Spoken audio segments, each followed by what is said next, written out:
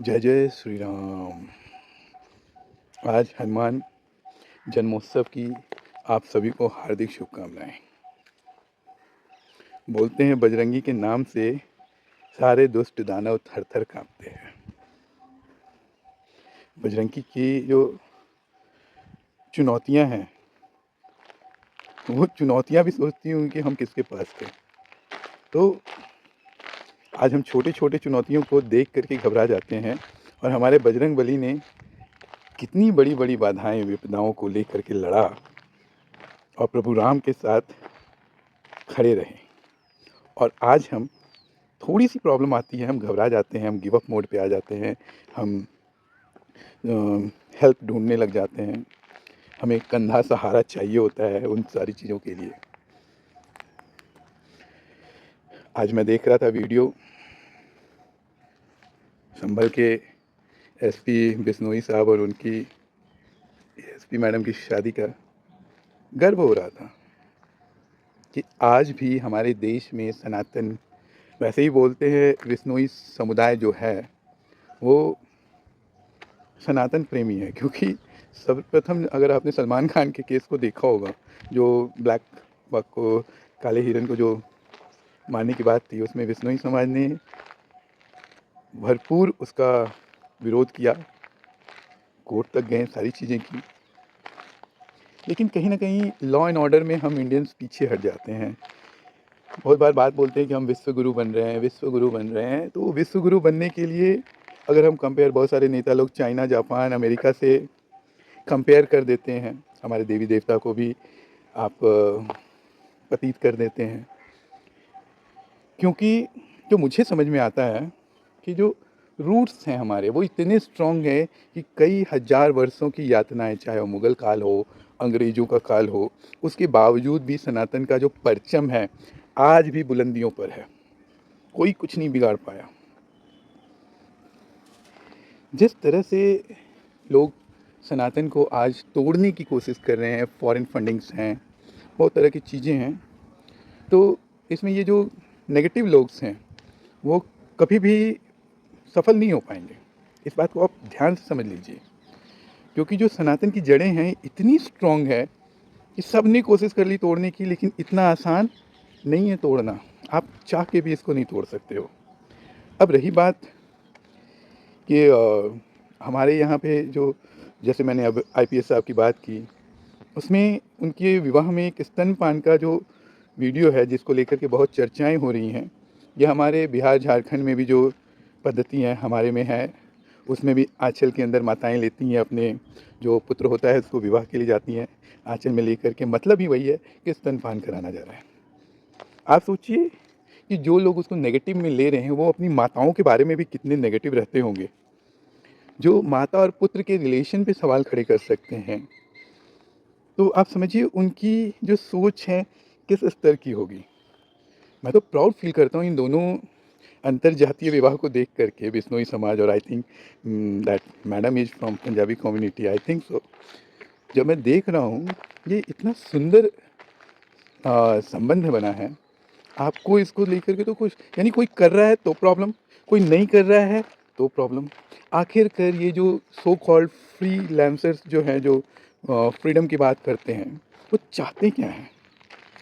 वो चाहते कुछ नहीं है, वो चाहते हैं कि सनातन को तोड़ा कैसे जा सकता है। उनका एक ही उद्देश्य है कि आपको कमज़ोर करना है।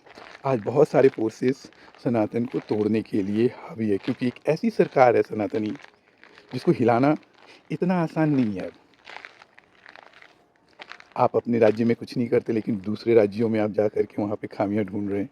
तो जो लोग बोलते हैं कि हम चाइना, जापान और ये अमेरिका से कंपेयर करते हैं, तो क्या आपने कभी सोचा कि चाइना चाइना क्यों है? क्योंकि वहाँ पे भ्रष्टाचार के मामले में सजाए मौत, आजीवन कारावास जैसी चीज़ें हैं। लेकिन हमारे यहाँ चाहे वो नेता हो, चाहे अधिकारी हो, भ्रष्टाचार करने के बाद बेल में आकर के वापस से जॉब सिक्योरिटी में आ जाता है। तो आप बोलिए, हमारा जो देश है विश्वगुरु कैसे बनेगा कि जिनके ऊपर कार्रवाई होनी चाहिए थी उन पे कार्रवाई नहीं हो पाती है, और जिन पे नहीं होनी चाहिए उन पर होती है? तो ये कहाँ प्रॉब्लम है? संविधान के किस अनुच्छेद में प्रॉब्लम है? ये तो सोचने वाली बात है। क्योंकि कंपेयर तो हम अमेरिका से कर देते हैं, कंपेयर तो हम चाइना से कर देते हैं। चीन में सबसे ज़्यादा बौद्ध धर्म के लोग पाए जाते थे, लेकिन वहाँ पर कम्युनिस्ट जब हावी होने लगा तो वहाँ पे किस सनातनी ने जाकर के बौद्ध धर्म को ख़त्म किया? क्या सनातनी हिंदू वहाँ गए थे बौद्ध धर्म को ख़त्म करने के लिए? कभी नहीं। वहाँ के कम्युनिस्टों ने उनको ख़त्म कर दिया। ऐसा ख़त्म किया कि कुछ है नहीं। तिब्बत में अगर बात किया जाए तो बौद्ध धर्म की बात करते हैं।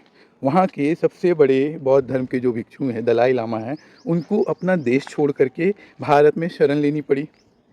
वहाँ कौन से सनातनी जाकर के उनको तंग कर रहे थे? यानी सनातनी और बुद्ध धर्म को मानने वाले एक हैं। बुद्ध धर्म हमारे पंथ में आता है, वो हमारे एक रास्ते है, एक मार्ग है जो अहिंसा को प्रमोट करता है और हिंसा ना करने की बात करता है।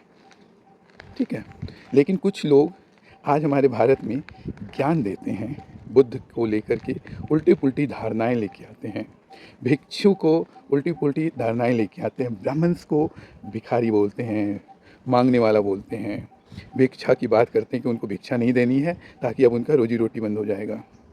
तो ये जो भिक्षा का जो